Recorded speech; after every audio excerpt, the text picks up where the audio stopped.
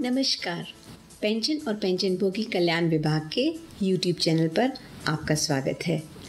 आज हम आपको कम्यूटेशन ऑफ पेंशन के बारे में बताएंगे। केंद्रीय सिविल सेवा पेंशन नियमावली 1972 के तहत कवर किए गए केंद्र सरकार के कर्मचारियों के पास रिटायरमेंट के समय अपनी पेंशन को अधिकतम 40% तक कम्यूट करवाने का ऑप्शन होता है। ये आपकी इच्छा पर निर्भर करता है। अगर आप चाहें तो अपनी पेंशन को कम्यूट करवा सकते हैं और यदि ऐसा ना चाहें तो हर महीने पूरी पेंशन ले सकते हैं। पेंशन के अधिकतम 40% को लमसम अमाउंट में कम्यूट करवाया जा सकता है।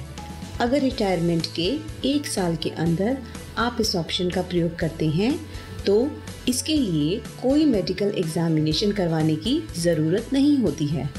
पर अगर रिटायरमेंट पर आपने अपनी पेंशन कम्यूट नहीं करवाई और रिटायरमेंट के 1 साल के बाद अगर आप अपनी पेंशन कम्यूट करवाना चाहते हैं तो आपको मेडिकल एग्जामिनेशन करवाना होगा। अगर आप अपनी पेंशन के एक हिस्से को कम्यूट करवाना चाहते हैं तो नियमों के अनुसार कम्यूटेशन टेबल के फॉर्मूले से कैलकुलेट करके आपको लमसम अमाउंट का भुगतान किया जाता है और आपकी मासिक पेंशन में से कम्यूटेड पेंशन का वो भाग कम हो जाता है। अगर आप अपनी पेंशन के एक हिस्से को कम्यूट करवाते हैं तो TR यानी महंगाई राहत पूरी पेंशन पर ही मिलती रहेगी।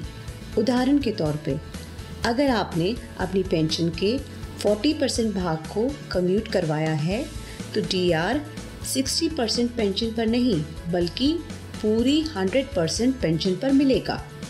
कम्यूटेशन की तारीख से 15 साल पूरे होने के बाद पेंशन का कम्यूटेड पोर्शन फिर से बहाल यानी रीस्टोर हो जाता है। पेंशन की कम्यूटेड वैल्यू आपकी पेंशन में जुड़ जाएगी और आपको पूरी पेंशन मिलनी शुरू हो जाएगी। पेंशन पेइंग बैंक या अथॉरिटी द्वारा ये बहाली अपने आप की जाती है।